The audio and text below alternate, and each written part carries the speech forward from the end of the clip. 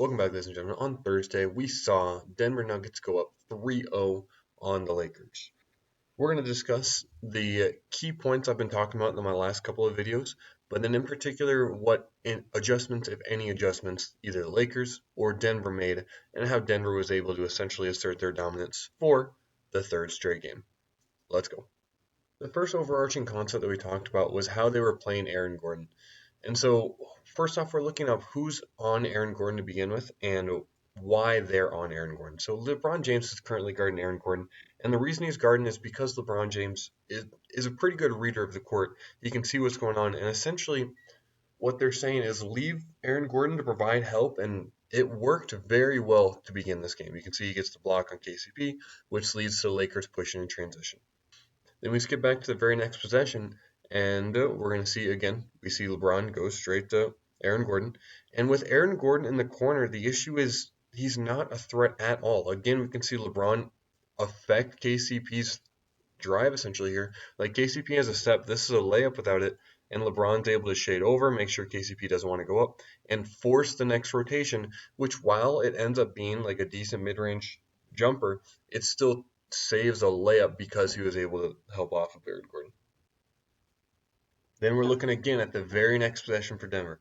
Okay, we come down, we see LeBron on Aaron Gordon. How is he guarding him? He's telling Rui, make sure you get over the screen. Immediate help. No respect to Aaron Gordon on the perimeter whatsoever, making Jamal Murray pick up his dribble way early.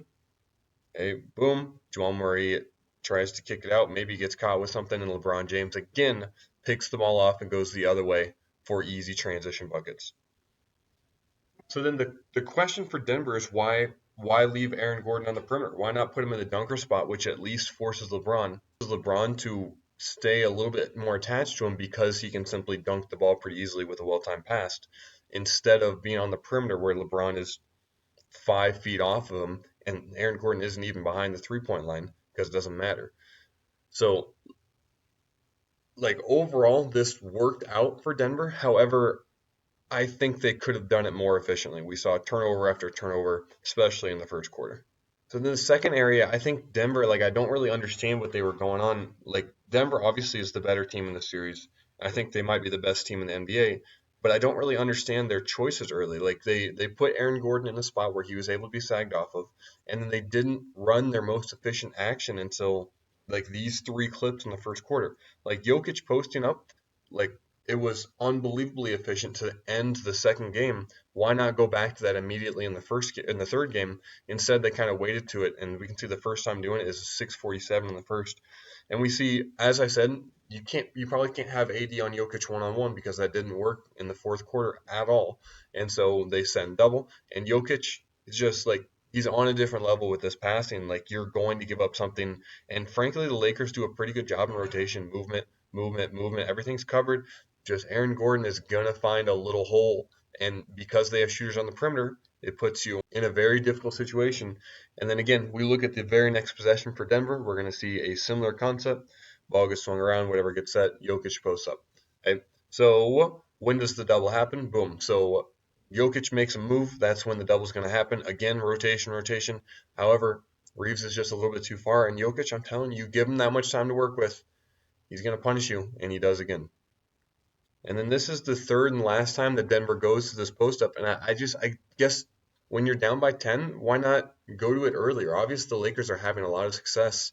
Yeah, it worked out in the long run, so it was okay. But if it's super efficient until they prove they have some way of stopping it, why? And this possession, I kind of laughed at. This is the perfect example. Like we can see exactly what the rotations are. Okay, so the pass gets into Jokic, Reeves goes immediately. Okay, Jokic just kicks it out. Just simple basketball. I absolutely love it. Okay, so what happens? The Lakers just shift in rotation. Okay, so Reeves goes the opposite side. Everyone just steps up one more. Boom, and they just throw it back into Jokic. Okay, so now we know exactly how their rotations are going to go. Makes a move, kicks it out, and Gabe Vincent. So when the second rotation happens, Gabe Vincent has got to be able to adjust to KCP as he goes this way.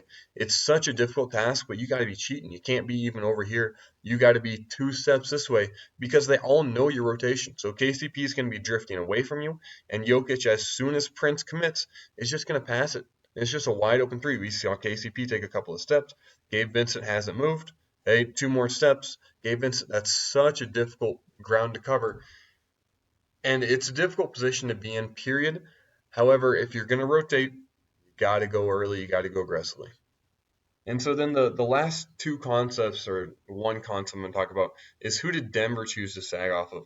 And we talked about Rui Hachimura, and Jokic actually, I think, played this slightly oddly.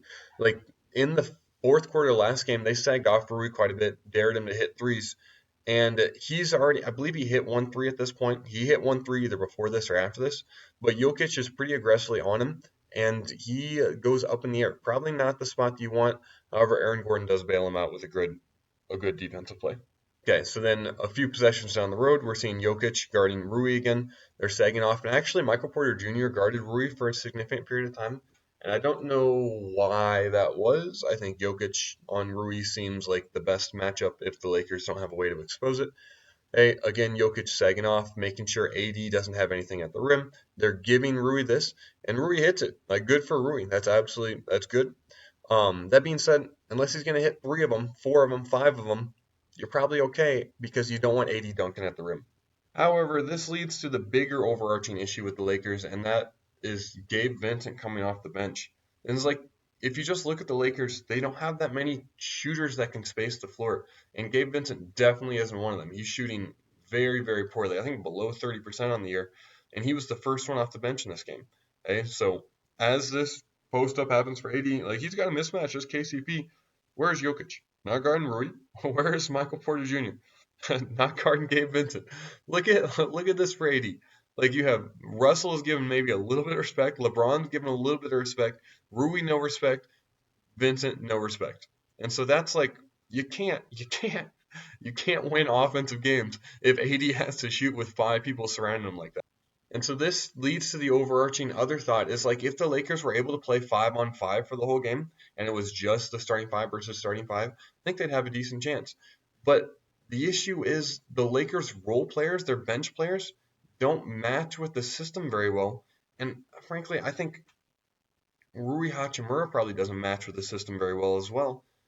And so it puts them in a very, very difficult bind. Okay, again, we're watching how we're regarding Vincent. Jamal Murray's like, oh, yeah, you go to the other corner and knock yourself out. Look at this. There's 3 players as LeBron's driving right here. 3 players. And while LeBron, that's a great finish. Like, this is not going to be efficient offense in the long run. Nowhere near efficient offense. And so while we ended the first quarter, the Lakers were dominating. Given the long run of a basketball game, it's not going to be consistent. Like we're looking at who's getting the better shots, and that's why the Nuggets are the ones in the fourth quarter that are dominating. And we're gonna check to make sure that the same concepts are still applying, and they absolutely are. Okay, so we see Aaron Gordon, how are the Lakers guarding him? They are sagging off. LeBron is there aggressively to help, and as the ball gets swung around, they don't care that he shoots it. And frankly, worked out for him decently well. Then, as the ball gets moved around, what does Denver choose to go to this time? Oh, we didn't get a great look last time. Let's go to what we do best, and that's Jokic back down.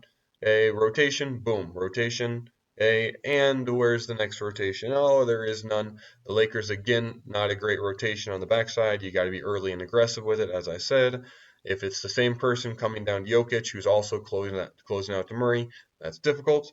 Even though I believe Murray misses this, that's still a really good look for Denver. And then finally for the Lakers on offense, how are we guarding Rui Hachimura? Same thing. As I said, Michael Porter Jr. was on him a significant chunk of the time. I don't really get that. But Jr. is on him. And any respect? Nope. Nope. No respect. Jokic does a pretty good job playing one-on-one, but Michael Porter Jr. is just chilling there just in case. Make sure AD doesn't come back to the middle. Just in the back of his mind, it makes it just a slightly harder for AD. Slightly harder shot for AD. And so then the overarching questions that I have for this is one, if you're the Lakers, you just got to go all in, man. You can't have Gabe Vincent, non-shooter, coming the first off the bench. And why don't you also start Taurean Prince and frankly Spencer Dinwiddie, or not start, but start one of those two in place of Rui Hachimura? Like, do something to put a different look on the Nuggets. Like, you cannot exist in this current state. Give LeBron and AD more space to work with by having shooters on the perimeter, or punish them with being able to make kick-out threes, because currently Hachimura can't make enough of them consistently. And then for the Nuggets, does this work? against, like, let's say OKC or the Timberwolves. Like, can you have, let's say, Rudy Gobert guarding Aaron Gordon and just sagging off? Is that going to lead to efficient offense? Because you got to think about not just this round, but how are you going to play against the best in the league? And so those are three things that I'm very, very curious to see coming up. If you enjoyed this, feel free to like and subscribe, but most importantly, have a blessed rest of your day.